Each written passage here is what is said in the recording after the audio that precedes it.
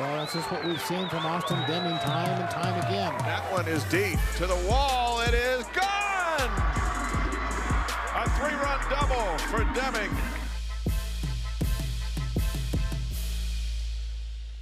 What a week for Austin Deming of BYU Baseball. Welcome back to Studio B. We are live. This is your day-to-day BYU Sports play-by-play. We call it BYU Sports Nation. Alongside Jason Shepard, I am Spencer Linton. Let's talk Batcats and BYU Baseball with the man of the week, Austin Deming in Studio B. Welcome to the show, Austin. Thanks for having me. Man of the week's probably a stretch, but thanks for having me. What a week, man. It's unbelievable. 4 home runs. I believe now and I know the NCAA's got some stipulations on you have to play so many games before your stats are like included with everyone else. You're so close to that, but because you're so close, we're just going to say you're #1 in slugging percentage. You're like top 15 in 4 or 5 different categories. You've been injured. You're back. How you feeling overall? Like, what's happening that's working so well? Yeah, I'm feeling a lot better, even just from like the beginning of the season. Just a few weeks off maybe was more needed than I kind of thought. So it's been good to just be back in the lineup and be with the guys again. It usually takes, though, when you're out 10 games or whatever it was, it usually takes a bit of time, though, to get your rhythm back. That hasn't been the case. You stepped right back in and have just kept swinging. Yeah, I'll admit I was pretty nervous my first few days back at practice, just because like live pitching's kind of a lot to adjust back into. So I was pretty nervous, and then my first game back, I homered against Utah Tech, which kind of helped ease the nerves a little bit. But like I said, it's good to be back. I'm thankful that I'm playing. So now walk us through the rehab and what injury you were working through for those that aren't familiar with this, and what it caused you to, and why it caused you to have to sit out. Yeah, I've just been.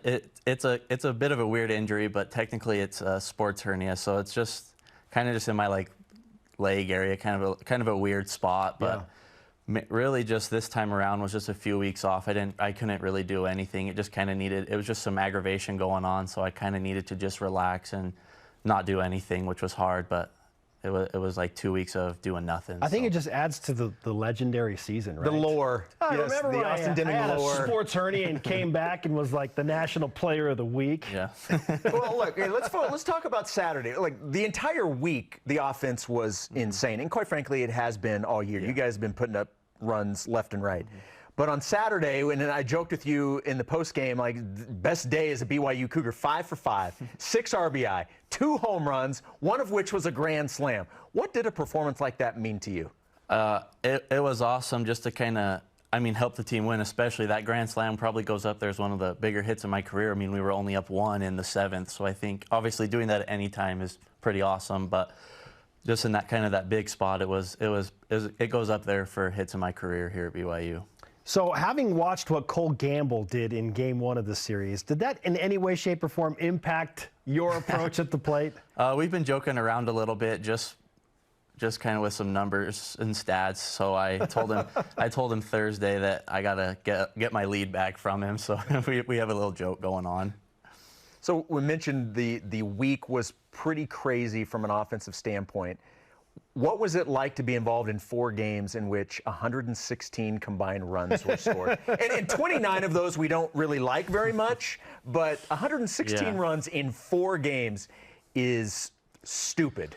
Yeah, Tuesday was really hard, and I think just to be able to jump back and score a bunch throughout the weekend was really important, but it was a first for me, I think, so being a part of games that were consistently scoring that many runs. How do you bounce back? And I asked Cole this question as well, and his little brother Tate. After a loss like that, how do you center yourself? You scored 14, you lose by 15, it's against your rival, but then you come back and you sweep Greensboro. So what went into the mentality of that approach? Yeah, we talked a little bit about it on Saturday, just like the importance of being able to bounce back, because Tuesday was something crazy, and honestly, it's kind of one of those things that it's hard to, but you just need to kind of just flush it and move on and just be like, all right, we got a series this weekend. So it was big on the guys to just kind of flush it and focus on our weekend series and be able to play well. I'm with you. I literally wanted to take the score sheet and flush it down the toilet. I wanted to do that. I had people from back home in St. George ask me if the score was accurate, if the final post if that was accurate. So why do you think the offensive production has been so high this year? Is anything you can pinpoint? It's hard to say because like it's not just like one or two guys. I mean, we have like 6, 7, 8 guys that have been really solid this year. So it's hard to say. It's kind of one of those things where we're just like building off each other. Like one guy, like Cole does real well on Thursday, and then like guys just piggyback off each other. So Petey's been doing well. It's just fun to be a part of because it's not like one guy that's like, all right, we got to rely on this guy. We got a bunch of guys that are doing their job. Well, and with the guys in the, and I said this, 2 through 7, good luck trying to pitch around anybody because you're talking about power numbers, not just average. You're talking about power numbers 2 through 7.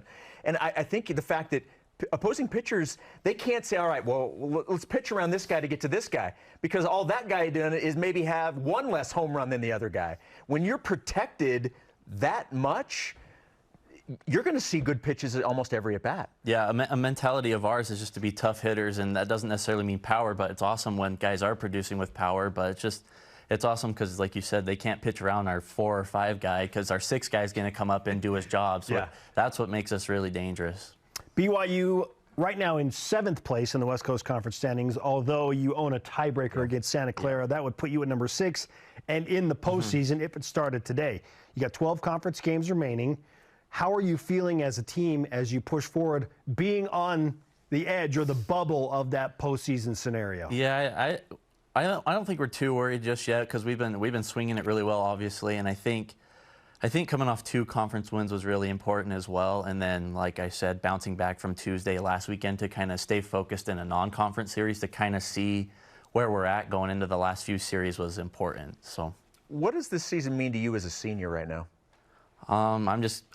I'm giving it everything I got. At the beginning of the fall, we all came up with one word that we wanted to like use for our year, and mine was everything because, frankly, I'm out of eligibility this year, so I'm just giving everything I got, and I'm just thankful to be out there and playing as hard as I can every day. Austin Deming of BYU baseball is hitting .436 in the 2023 season. I am specifically choosing not to bring up different streaks and numbers and things because I know that jinxes in baseball are a huge thing. So, like, if you want to know exactly what Austin's done, I'll let everybody do a little bit of research because I'm trying not to disrupt the nature of this, Austin. Are you a guy that's big into jinxes and streaks and things like that? It depends. Growing up and in high school, I was terrible with superstitions, but just like my last few years, I've just kind of tried to chill out a little bit and just play the game every day, play it hard every day, and good things will happen. What was one of your superstitions in high school? What was one of the ones that you think is kind of the craziest? My freshman year in state, I wore the same socks and underwear every day for like a week straight when we were playing, so it's pretty gross. Did it work, Austin? Yeah, did it work? We didn't win. A personal level, yes, but we took 3rd that year, so it was yes and no. Wow. Okay, that's enough. We're not going to follow up on that. You had your fingernails painted last year when I was here. This is true, and it worked for a while for everybody. The karma was going with my royal blue fingernails. I'm glad you brought that up. Yeah. Thanks, Austin. Thanks for bringing up that low point in my life. No. By the way, he kept it longer than he said he was going to. I was told that I couldn't get rid of it until teams started to play bad at BYU, and just so happened that softball and baseball and like a bunch of teams were rolling. So like, you can't get rid of your fingernails until people start to play bad. Shout out to Taylor. Shout out to Taylor Williams, still doing her thing with the fingernails. Okay, you host Portland this weekend. What do you know about the Pilots pitching staff and your approach at the plate? Yeah, they're a good team. I believe they're 2nd right now. So at the end of the day, it's just same every weekend, every series we're playing. Just go out there and we know we're gonna swing it. We've got to play clean defense. That's been kind of a big factor. If we play clean defense, it shows that we do pretty well. So I think just get ready to go this weekend and just another weekend to win some games. Well, while nobody ever feels like they're a finished product, you never want to think that.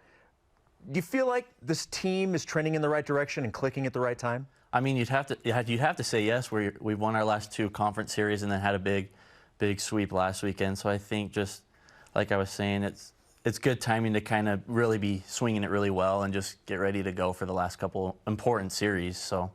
All right, we're going to give you BYU Sports Nation karma, Austin. Let's do it. We gave it to Cole Gamble. We need the Austin Deming karma. Yeah, we probably do need some of your karma.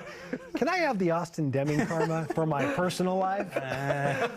Not sure you want any of that. Do I need to wear the same underwear and socks? Hey, I was 15 at the time, so. That's great, man. Hey, take the karma.